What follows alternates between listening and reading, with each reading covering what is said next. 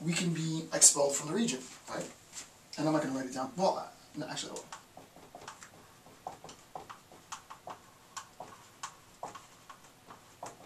Right, we can be expelled from the region. So what can end up happening is we can have a state of affairs where it's just A, B, and D, right? Right, because C has been expelled. Right? There can be a state of affairs where C has been forcibly expelled from the group. Technically speaking, as far as the international definition of genocide is concerned, this would satisfy a condition of genocide. Though no one, and I'm not going to get into that because it's a separate issue, and at this point, Midlarski doesn't address this at all. But this would constitute an act of genocide, right? People don't have to die, but people have been forcibly purged or cleansed, right? People have been forcibly purged or cleansed from their land, and this can be one consequence of refusing to fight. So if you refuse to fight, what's going to end up happening is that every member within that ethnic group is going to be purged or cleansed from the land. So that's the first option, right? The second option is the group can allow itself to be destroyed, right? You can have a pacifist, and this is theoretical, right? You can have a pacifist group. Group refuses to fight.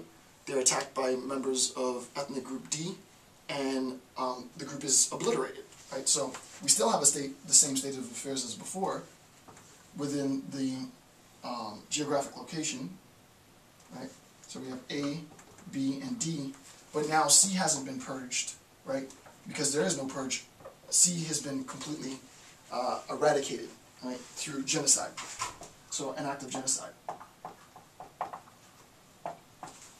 So we can have an act of genocide. You can be expelled from the region. We can have an act of genocide. To be technical, both of these are considered acts of genocide. You can become a tributary, obviously. Right? You can become a tributary. So there is a sense in which members of the ethnic group are permitted to remain, but they're not identifying themselves as members of ethnic group C, which is different from the last, right? Which is total assimilation, right? Total assimilation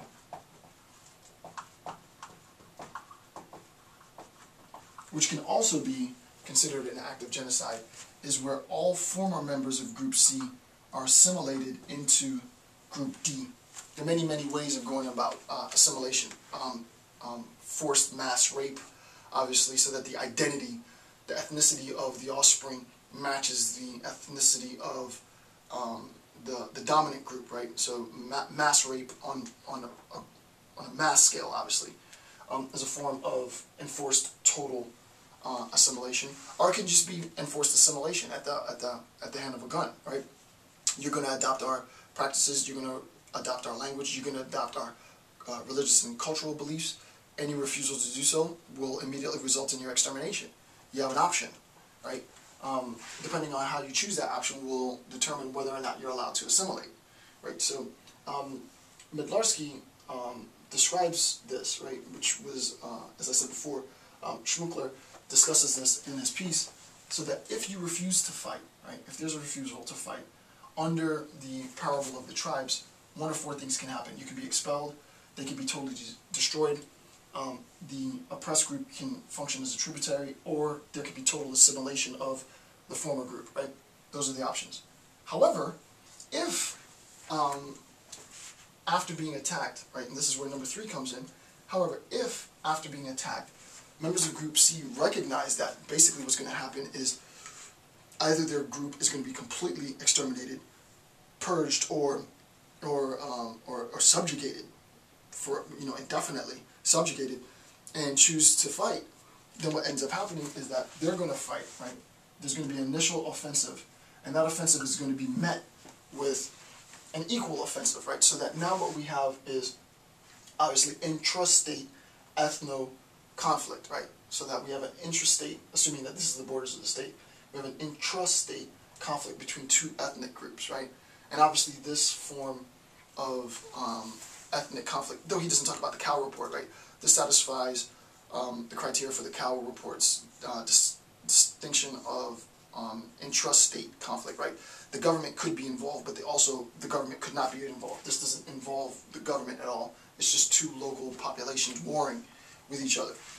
What ends up happening, and now if you look at him, if we are one and we wage war against any other group, right? So we wage war against group. If the group, two, refuses to fight, then we lose our identity. My refusal to fight, right?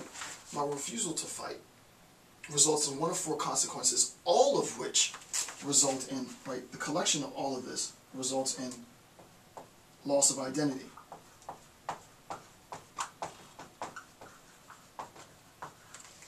Right? If we're assimilated, if we are expelled, if there's an act of genocide, all of these instances result in a loss of identity. Right? However, if we are attacked and we choose to fight, then there's at least the possibility that we win. Right? So if we're attacked initially, here's one. If we're attacked initially and then we choose to fight back, it might be the case that we win that conflict. Right?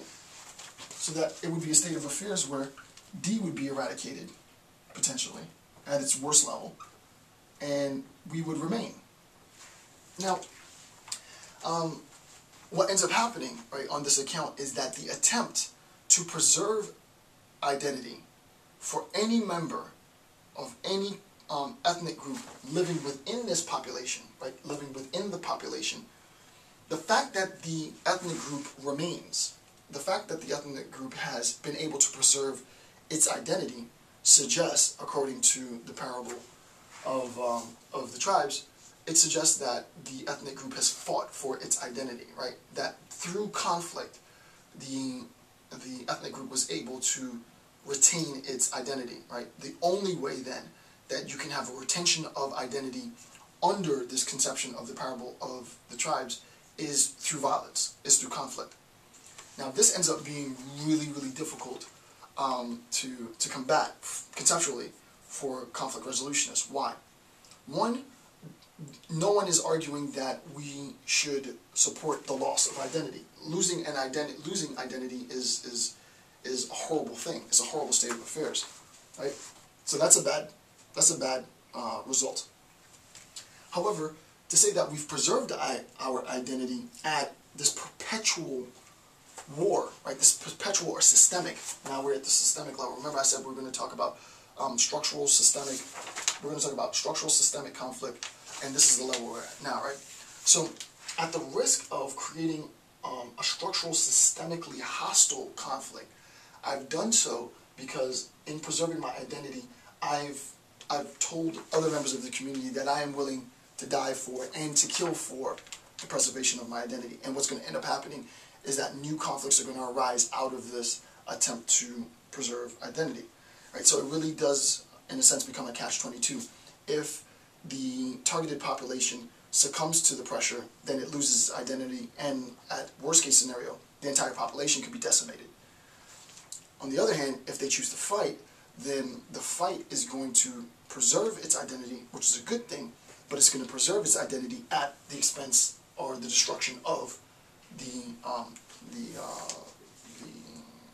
targeted population, or the population that's posing the initial threat. And so no matter which way you look at it, there's going to be violence inherent systemic violence inherent within this structure.